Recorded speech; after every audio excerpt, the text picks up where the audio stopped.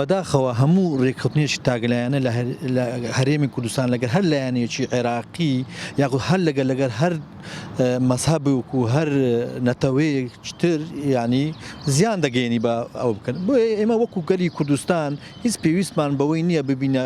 خلافی شیعی یان خلافی سنی بۆ هیچ کاتێک لە خزمەتی ئێمەی گەلی کوردستاندا نییە و خزمەتیشمان پێناگەێنیتن ئەوە دیتیشمان ئێستاکە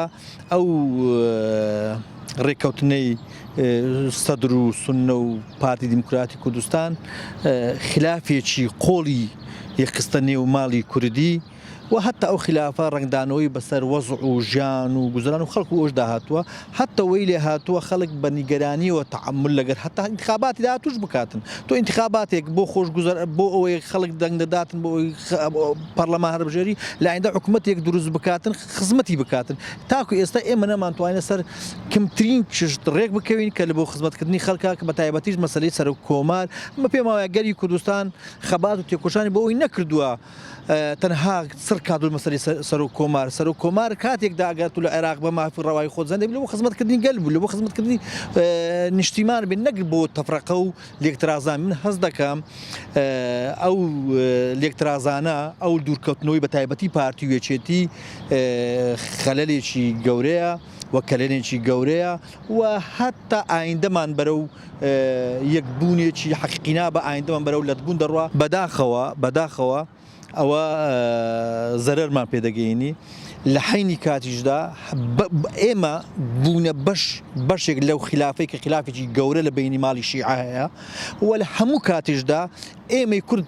زەعیفین ئێمەی کورد زەرەر دەکەین ئەوان لە ئایندەدا ڕێک بکەون هەموو کات وڵاتانی ئیقلیمی بە عێراقیشەوە لەسەر قەزیە کۆکن ئەوش قەزیەی نەتەوەی و نیشتیمانی ئێمەیە کە نایانەوێت بە هیچ نەوعێک قەزەی نەتەوەی نیشتیمانی ئێمە بەرەو پێش بڕوە هەنگاو باوێ بەرەو پێش بچی تا ئێستا پرۆسەی پێکهێنانی حکوومەتی عێراق و سەرۆک کۆمار چەقیوە ئەویش ینی ئەوەیە کە حەزبە سیاسیەکان لە نێوان خۆیاندا لەسەر ئەوە کۆکنین بە تایبەتیش حەزبەکانی هەرێمی کوردستان کە سەرۆک کۆمار ئیستحقاقی هەرێمی کوردستانە ینی هەردوو لایەنی دەسەڵاتدار پرسیان بە هیچ لایەنەکانی تر نەکرد کە لەسەر یەک کاندید ڕێککەون تەنانەت بۆ خۆشیان هەر لایەنە و وەفدی خۆی دەنێریتە بەغدا و بۆتە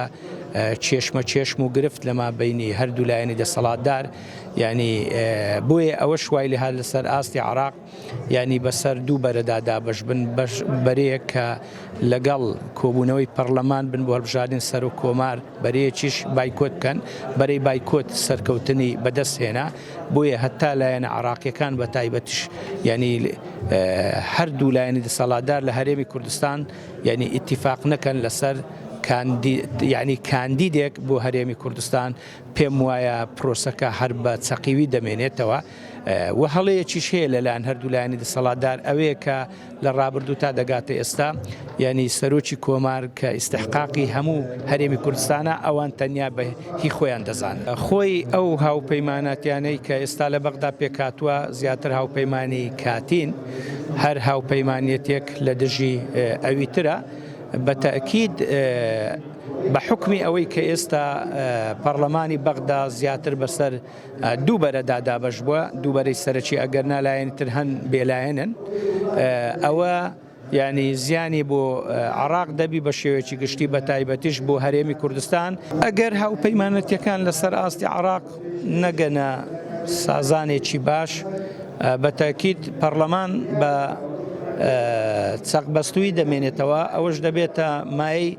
لێکەوتەی ئەوەی ڕەنگە بەیانی هەم حکوومەت ینی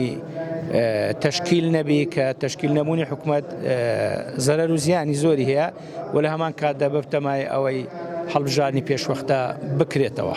یەکنەبوونی لایەنە کوردستانیەکان یا کۆکنەبوونیان لەسەر یەک کاندید سوچی هەردوو لایەنی دەسەڵاتدارە کە ئەوان دەبوایە